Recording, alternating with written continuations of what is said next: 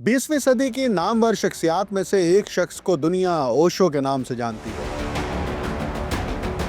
ओशो, जिसे मुल्क बदर होना पड़ा, जिसके नाम पर अमेरिका में एक नया शहर बसाया गया, जिसके मुरीद इसे निजात दहिंदा तस्वुर करते हैं। क्या मुतनाज़े शख्सियत है या फिर कुछ और?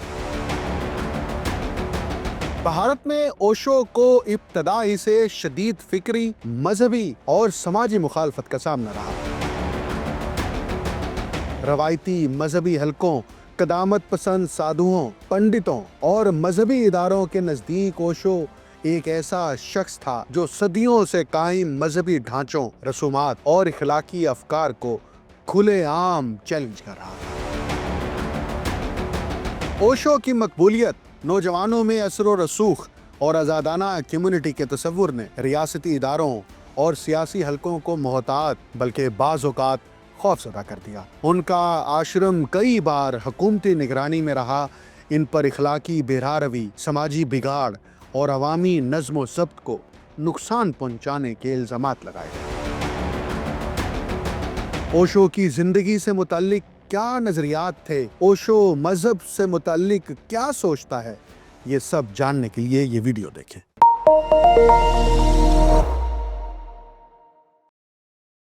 आप देख रहे हैं untold story with doctor Akmal Soomro. सफ़ेद लिबास, सादा हुलिया, लंबी दाढ़ी, घनी मूछें, चेहरे पर एक सुकून, आंखों में गहरी संजीदगी और हल्की सी मुस्कुराहट, ये एक ऐसे शख्स की शनाख्त है जिसे दुनिया ओशो के नाम से जानती है। वो शख्स जिसका हुलिया और चेहरा फौरी तौर पर लोगों को अपनी तरफ मुतवज्जे कर लेता है। ओशो की ज़िंदगी एक पहेली की तरह थी। एक ही शख्स में रूहानियत और आज़ादी का गहरा समंदर और समाजी तनाज़ात और तनकीद की भड़कती आग दोनों मौजूद थी।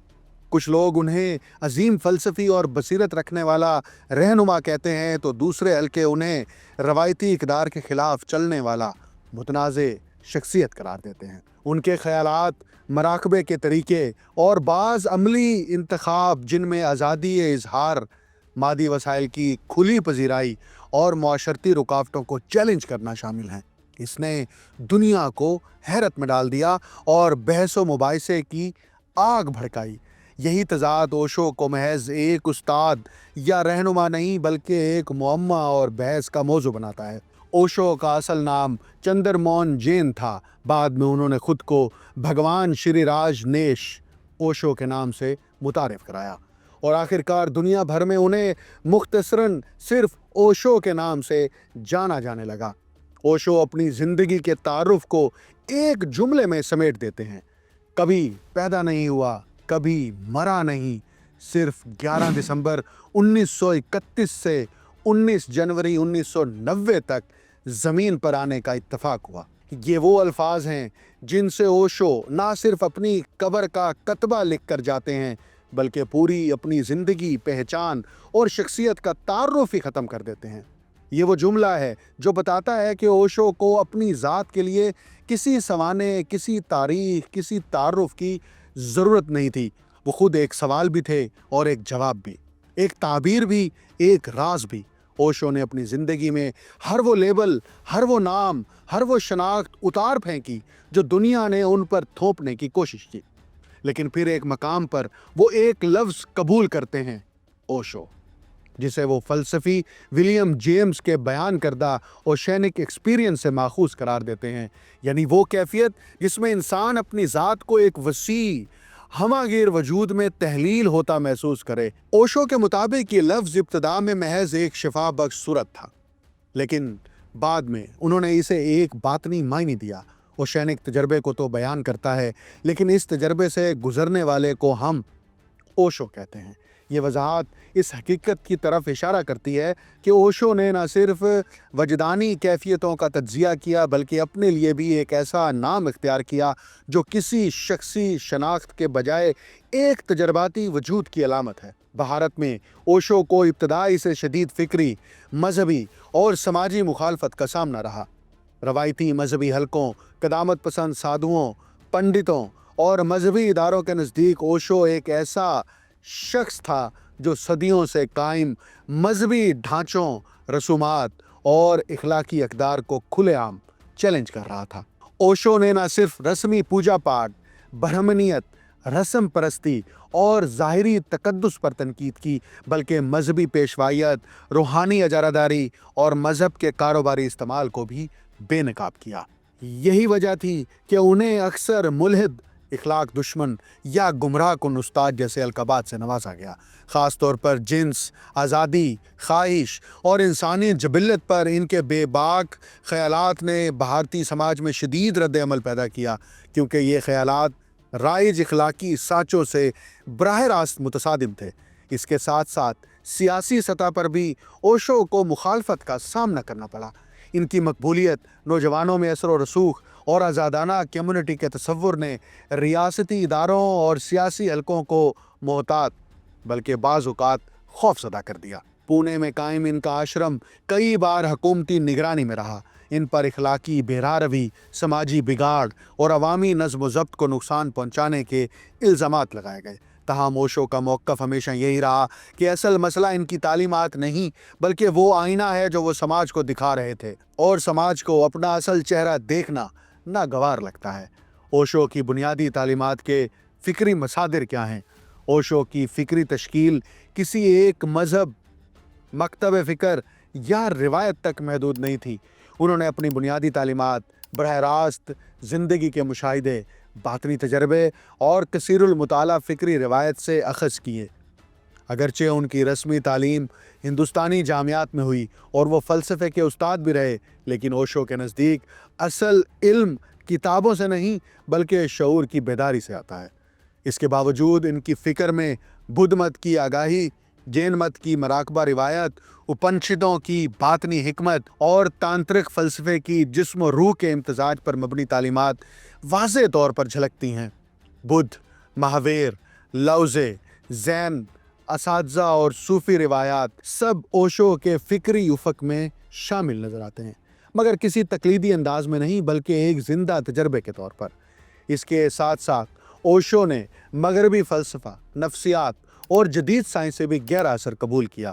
نیتشے کی انفرادیت، فرائیڈ اور یونگ کی نفسیاتی بصیرت اور وجودی فلسفے کی آزادی انتخاب، یہ سب ان کے افکار میں جذب ہو کر ایک نئے جامع بیانیے کی صورت اختیار کر گئے۔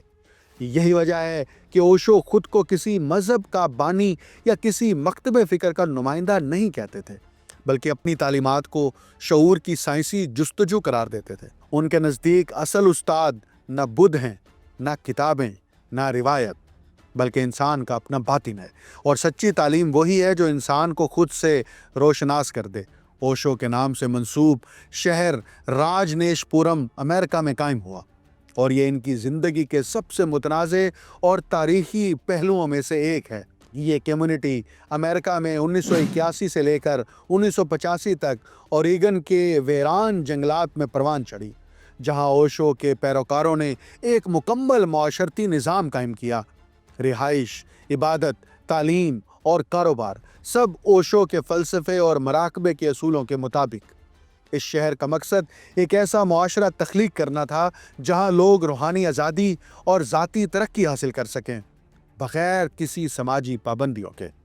تاہم یہ جگہ بہت جلد تنازعات کا مرکز بن گئی۔ مقامی لوگوں اور حکومتی اداروں کے ساتھ قانونی جھگڑے شروع ہوئے۔ سیاسی دباؤ اور بعض غیر قانونی سرگرمیوں جیسے انتخابی دھاندلی اور بایولوجیکل حملے نے اس کمیونٹی کو شدید تنقید اور قانونی کارروائیوں کا نشانہ بنایا۔ 1985 میں اس کمیونٹی کو ختم کرنا پڑا اور اوشو امریکہ چھوڑ کر واپس بھارت آ گئے۔ یہ واقعہ اوشو کی زندگی کے متنازع پہلوؤں کو نمایاں کرتا ہے۔ ایک طرف گہری روحانیت، آزاد فکر اور انسانی ذہن کی مکمل کھوج، اور دوسری طرف سماجی، قانونی اور اخلاقی حدود کے ساتھ کشمکش۔ اوشو کی تعلیمات کی وسعت اور ان کے عملی تجربات کبھی کبھار معاشرتی ساختوں اور روایتی اصولوں سے ٹکرا جاتے تھے، اور یہی انہیں ایک پیچیدہ مگر بے حد دلکش شخصیت بناتا ہے۔ اوشو کے ہزاروں گھنٹوں پر مشتمل خطابات جو دنیا کے مختلف حصوں میں 20 برس کے عرصے میں دیے گئے، آج بھی آڈیو اور ویڈیو کی شکل میں موجود ہیں۔ ان کا دعویٰ تھا کہ ان خطابات کو جب بھی، جہاں بھی، جس دل و دماغ کے ساتھ سنا جائے، وہاں وہی باطنی سکوت اور ذہنی سکون نمودار ہو جائے گا جس میں یہ گفتگو پہلی بار ہوئی تھی۔ ان تقاریر کی تحریری شکل بعد میں دنیا کی درجنوں زبانوں میں سینکڑوں کتابوں کی صورت میں شائع ہوئیں، جنہیں جدید روحانیت، نفسیات اور فلسفہ وجود کے تناظر میں خصوصی اہمیت دی جاتی ہے۔ ان خطابات میں اوشو نے انسانی ذہن کا ایک ایسا تجزیہ کیا ہے جو جدید نفسیات، عمرانیات، سیاسی نظریات اور مذہبی تفہیم سب سے آگے بڑھ کر ایک جامع مشاہدہ پیش کرتا ہے۔ انہوں نے ذہن کو جذبات، اخلاقیات، جسمانی کیفیات، خواہشات، سماجی تربیت، مذہبی عقائد، تاریخی تجربات اور سیاسی طاقتوں کے دباؤ کے تحت بنتا بگڑتا نظام قرار دیا۔ ان کا طریقہ کار یہ تھا کہ وہ ذہن کے ہر پہلو کو اس کی باریک ترین تہوں تک کھولتے، اس کا مطالعہ کرتے اور پھر اسے ایک وسیع تر روحانی تناظر میں مربوط کر دیتے۔ لیکن یہ مطالعہ کسی آخری جواز کے طور پر نہیں، بلکہ اس انسانی جستجو کا پیش خیمہ تھا جس کا ہدف ذہن سے آگے ماورائیت تک پہنچنا ہے۔ اوشو کی شخصیت کا ایک نمایاں پہلو ان کی بے لاگ تنقید اور فکری بے باکی ہے۔ انہوں نے مذہبی، سیاسی، سماجی یا ثقافتی کسی بھی دائرے میں موجود منافقت کو چیلنج کرنے میں کبھی ہچکچاہٹ محسوس نہیں کی۔ ان کی تحریروں اور تقریروں میں یہ بے خوفی نمایاں ہے کہ انسان کو سب سے پہلے اپنے سماجی نقاب، عقیدے کے جامد ڈھانچے اور شخصیت کے مصنوعی خول توڑنے چاہیے تاکہ وہ اپنی اصل حقیقت سے روبرو ہو سکے۔ یہی وجہ ہے کہ امریکی ناول نگار ٹام رابنس نے اوشو کے اثر کو ایک تند مگر لطیف ہوا سے تشبیہ دی ہے، ایسی ہوا جو طاقت کے مراکز میں جمی ہوئی ریاکاری کو بکھیر دیتی ہے، مذہبی پیشواؤں کے مقدس لباسوں کو بے نقاب کر دیتی ہے، سماجی جمود کو ہلاتی ہے اور روحانی مردنی کا شکار انسانوں میں حرکت اور زندگی کی لہر پیدا کر دیتی ہے۔ ٹام رابنس کے مطابق گزشتہ مذاہب اور ان کی روایتیں تمثیلیں، صوتری حکمت یا اساطیری بیانات رکھتی تھیں، لیکن جدید انسان جو خوف، لالچ، جہالت اور توہمات میں جکڑا ہوا ہے، اسے اوشو کاسمک کامیڈی کے ذریعے مخاطب کرتے ہیں۔ ان کے نزدیک اوشو کا مقصد انسان کی فریب زدہ دنیا کو توڑنا، اس کے ذہنی نشو کو بے نقاب کرنا، اس کے باطنی تضادات کو سامنے لانا اور اسے یہ دکھانا ہے کہ اپنی ذات کی غیر ضروری سنجیدگی ہی اس کے تمام دکھوں اور المیوں کی جڑ ہے۔ اوشو کی تعریف کسی روایتی فلسفی، مذہبی رہنما یا صوفی گرو کے طور پر نہیں کی جا سکتی۔ وہ ایک ایسی شخصیت ہیں جو خود نظریہ نہیں بلکہ ایک تجربے کی طرف اشارہ ہیں۔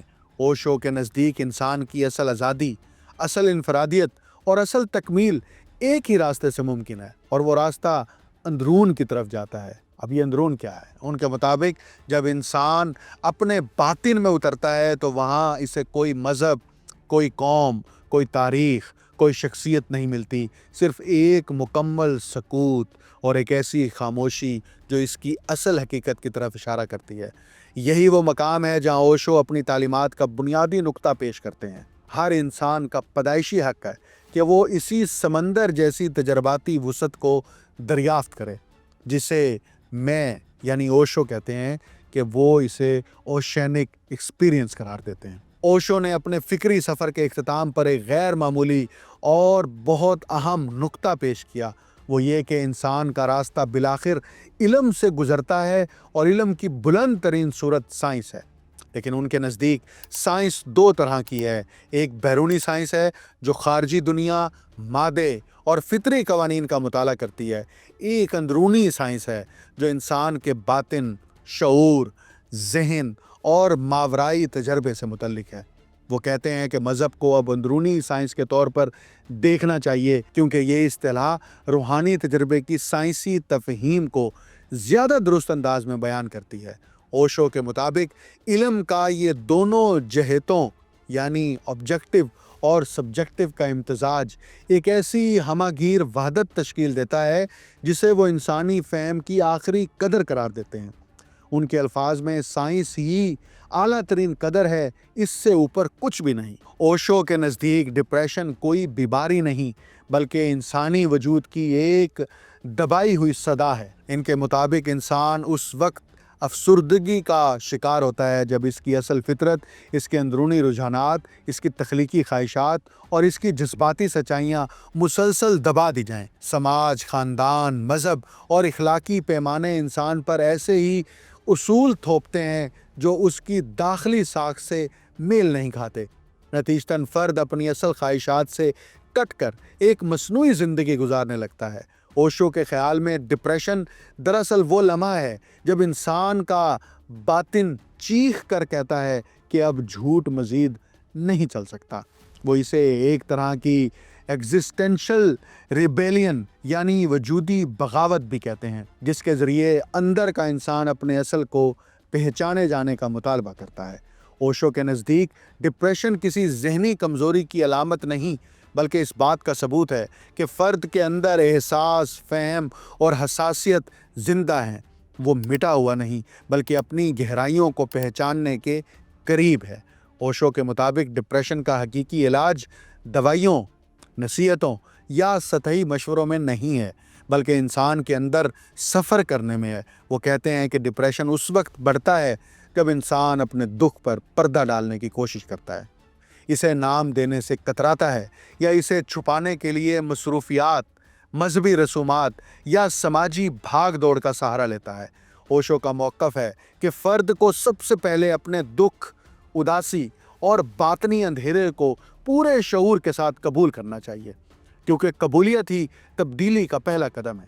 ان کے نزدیک مراقبہ، خاموشی، تنہائی میں بیٹھنا، اپنے سانس کو محسوس کرنا اور اپنی جذباتی سچائی سے براہ راست روبرو ہونا وہ طریقے ہیں جو فرد کو ڈپریشن سے باہر لاتے ہیں۔ اوشو کے مطابق جب انسان بغیر بھاگے اپنی اداسی کو دیکھ لیتا ہے تو وہ اداسی تحلیل ہو جاتی ہے اور اس کی جگہ ایک گہری، سکون آمیز توانائی جنم لیتی ہے۔ یہی وہ مقام ہے جہاں سے شفا کا آغاز ہوتا ہے اور یہی وہ راستہ ہے جو انسان کو ذہنی تاریکی سے باہر لا کر ایک وسیع اور روشن باطنی فضا میں داخل کرتا ہے۔ اوشو کے نزدیک تنہائی کوئی مسئلہ نہیں بلکہ وہ دہلیز ہے جہاں سے انسان اپنی اندرونی دنیا میں قدم رکھ سکتا ہے۔ وہ کہتے ہیں کہ انسان اس لیے تنہا محسوس کرتا ہے کیونکہ اس نے کبھی خود کے ساتھ رہنے کا ہنر سیکھا ہی نہیں۔ وہ اپنی خوشی دوسروں کی موجودگی پر انحصار کرتی ہوئی دیکھتا ہے اور جیسے ہی بیرونی سہارا چھن جائے وہ خلا کا شکار ہو جاتا ہے۔ اوشو وضاحت کرتے ہیں کہ یہ خلا دراصل ایک دعوت ہے، اپنی ذات سے ملاقات کی دعوت۔ وہ تنہائی سیکرڈ سپیس یعنی مقدس فضا قرار دیتے ہیں جہاں انسان پہلی بار اپنے اصل چہرے سے آشنا ہوتا ہے۔ اوشو کے مطابق اگر فرد تنہائی سے بھاگتا رہے گا تو وہ ہمیشہ دوسروں کی توثیق کا محتاج رہے گا، لیکن اگر وہ تنہائی کے ساتھ بیٹھے اور اسے غور سے دیکھے تو یہی تنہائی اکیلا پن نہیں رہتی بلکہ یکتائی بن جاتی ہے، ایک بھرپور تخلیقی اور روشن کیفیت۔ اوشو کا مراقبہ وہ ہے جو شعور کی وہ دوا ہے جو اندر کے زخموں کو بھر دیتی ہے۔ اوشو مراقبے کو انسانی ذہن کا لازمی آلہ یعنی جزو سمجھتے ہیں۔ ان کے نزدیک مراقبہ کسی مذہبی رسم، کسی مخصوص پوجا یا کسی ٹیکنیکل ایکسرسائز کا نام نہیں ہے بلکہ یہ اس چوکسی کا نام ہے جس میں انسان اپنے اندر کے ہر خیال، ہر احساس اور ہر جذباتی حرکت کو دیکھتا ہے، یعنی بغیر کسی فیصلے کے۔ اوشو کہتے ہیں کہ ذہن میں جو بھی ارتعاش پیدا ہوتے ہیں، خواہ وہ غصہ ہوں، اداسی، خوف یا لالچ، اگر انسان انہیں پوری آگاہی کے ساتھ دیکھے تو یہ خود بخود تحلیل ہو جاتے ہیں۔ مراقبہ شعور اور لاشعور کے بیچ ایک پل ہے جہاں فرد اپنی منفی اور مثبت دونوں توانائیوں کو ایک وسیع توازن میں بدل دیتا ہے۔ اوشو کے نزدیک ذہنی امراض، نفسیاتی بے چینی اور عدم توازن کی بنیادی وجہ یہی ہے کہ انسان نے اپنے ذہن کو کبھی خاموشی کا، سانس لینے کا موقع نہیں دیا۔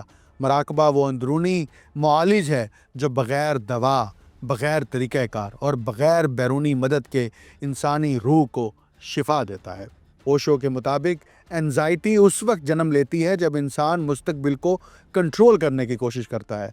वो कहते हैं कि खौफ की जड़ मुस्तकबिल में छुपी है, जबकि ज़िंदगी हमेशा हाल में बहती है। फ़र्द तब बेचैनी का शिकार होता है जब इसकी ख्वाहिशात, तवक्कुआत और ख़ुद साख्ता मंसूबे ज़िंदगी के फितरी बहाव के ख़िलाफ़ हो जाते हैं। ओशो के नज़दीक एंजाइटी को सिर्फ बातों, मशवरों या ख़ुद को तसल्ली देने से ख़त्म नहीं किया जा सकता, क्योंकि ये जहन की साख्त में गहरी जुड़ी होती है। इसका हल सिर्फ एक है, इंसान मुकम्मल तौर पर हाल में मौजूद हो जाए। ओशो इसे एग्जिस्टेंशियल प्रेजेंस कहते हैं, यानी वजूदी तौर पर हाजिर होना। जब इंसान हर लम्हे को इसी लम्हे की तरह कबूल करता है, बग़ैर मुस्तकबिल की फ़िक्र किए, तो बेचैनी का जहर तहलील होना शुरू हो जाता है। ओशो के मुताबिक बेचैनी इंसान की पैदाइशी कमज़ोरी नहीं, बल्कि इसकी गलत तरबियत का नतीजा है, और मराकबा वो अमल है जो फ़र्द को दोबारा हाल की तरफ लौटा देता है, जहाँ खौफ का वजूद ही बाकी नहीं रहता। ओशो स्ट्रेस को इंसानी निज़ाम का एक हिफाजती सिग्नल करार देते हैं। उनके मुताबिक जब इंसान मुसलसल अपनी फितरी रफ्तार से तेज़ जीता है, अपनी ख्वाहिशात से ज़्यादा बोझ उठाता है या अपनी तवानाई से ज़्यादा जिम्मेदारियां ले ले, तो वजूद स्ट्रेस की सूरत में ख़बरदार करता है कि अब रफ्तार कम करो। स्ट्रेस ओशो के नज़दीक कोई दुश्मन नहीं, बल्कि एक पैगाम है, एक अंदरूनी अलार्म है। लेकिन जदीद इंसान इसे दबाने के लिए मज़ीद दौड़ता है, मज़ीद मसरूफ़ होता है, मज़ीद कोशिश करता है, और यूँ स्ट्रेस शदीद तर होता चला जाता है। ओशो का मौक़िफ़ है कि फ़र्द को अपनी ज़िंदगी में वक्फ़े, खामोशी, सादगी और सुस्त रवि का इंतखाब करना चाहिए, क्योंकि इंसानी जिस्म मशीन नहीं कि इसे मुस्तकिल रफ्तार से चलाया जाए। ओशो स्ट्रेस के इलाज के तौर पर डायनामिक मेडिटेशन यानी गहरी सांस, जिस्मानी हरकत, रक़्स, मौसीकी और फितरत से ताल्लुक़ को बुनियादी अहमियत देते हैं, क्योंकि ये सब इंसानी तवानाई को दोबारा मतवाज़न करके वजूद को इसके असल मरकज़ तक वापस ले आते हैं। ओशो से मुतल्लिक आपके क्या क्या ख़यालात हैं? आप ओशो से मुतल्लिक क्या सोचते हैं और उनके किन नज़रियात से मुत्तफ़िक हैं? कौन से नज़रियात आपको डिस्टर्ब करते हैं? ये हमारे कमेंट सेक्शन में आके कमेंट कीजिए। मुझे डॉक्टर अकमल सुमरो को इजाज़त दीजिए। अल्लाह हाफ़िज़।